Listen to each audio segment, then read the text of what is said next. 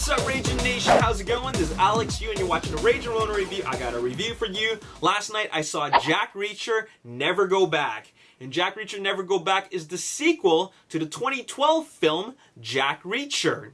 Now, Jack Reacher is based off of a novel called One Shot from author Lee Child. Now, the sequel, Jack Reacher Never Go Back, is actually based off of the 18th novel from the Jack Reacher series called Never Go Back from the same author, Lee Child.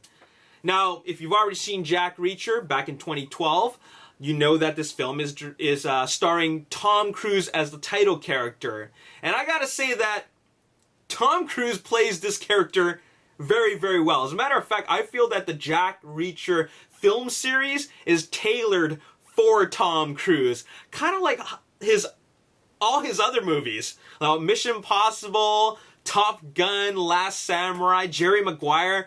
All those films are kind of tailored for Tom Cruise. Like, they were written with Tom Cruise in mind. I feel the same way about Jack Reacher, especially this film, because he plays the character so well. He's got that swagger that really sells the Jack Reacher character. Now, his character is a very interesting character. I find it very fascinating because he's very resourceful. He knows all sorts of combat, how to engage in combat, but he's a very flawed character in the sense that he's not a very people person. And that kind of makes him fun to watch. I love how he interacts with other characters in this film, but this film is a little bit different from the first one because they bring in a character which he could potentially have an emotional connection with. So that makes the film, or that makes his character have a bit of a weak side compared to the original film. The original film, like, he had nothing to lose. He never had anything to lose. But this time he has a bit of a weakness. And that's what makes his character and the story a little bit more interesting. Now, another thing that I liked about this film is that Edward Zwick, I think he did a great job in the directing because he kept this film very, very expertly paced. The first film I thought was a little bit slow. I didn't think it was that great to begin with. I thought it was a decent action thriller, but I didn't think it was a film that I would need to watch again. Now, Jack Reacher Never Go Back, definitely more action-packed. I thought the pacing was a lot better. It started fast, and it just kept on going. It just kept on progressing, and it felt interesting, and it was very, very straightforward. They kind of just spelt everything out for us.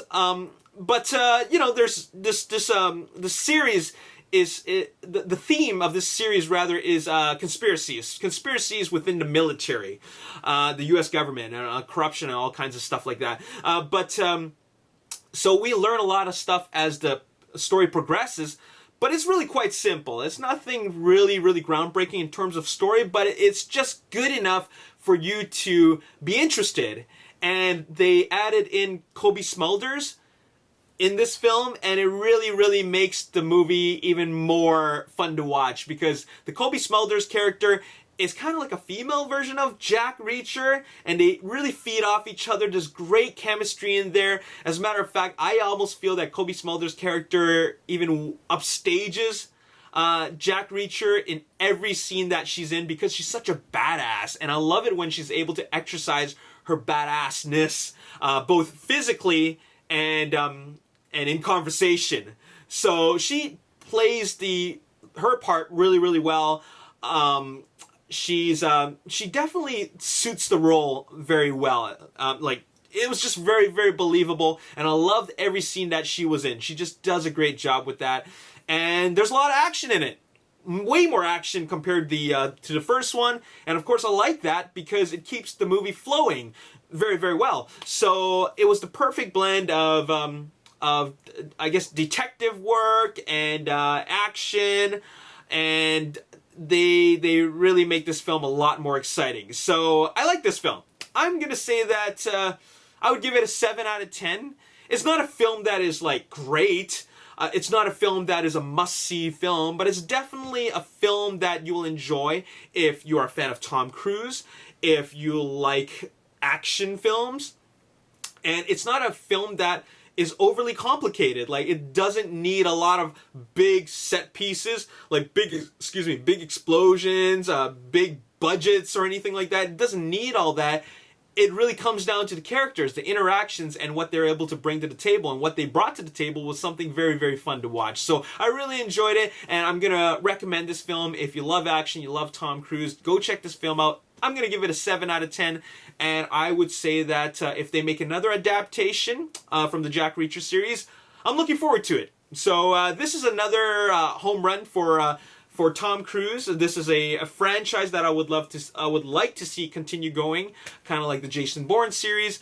And there you have it. I mean, if the Mission Impossible series, goes downhill, Jack Reacher could be the next best thing for Tom Cruise. Anyways, that's all I gotta say in this video. 7 out of 10 as always. If you enjoyed this review and you want to see more, hit the like button, subscribe to the YouTube channel, like me on Facebook, The Ragin Nation. Also follow me on Twitter at Ragin Nation. My name is Alex. Thanks for watching. I'll see you next time. Peace. He's gonna have to watch his back. After all, there's probably some people who want to kill him. He's done his fair share of killing, and now the US government is tracking him down and wondering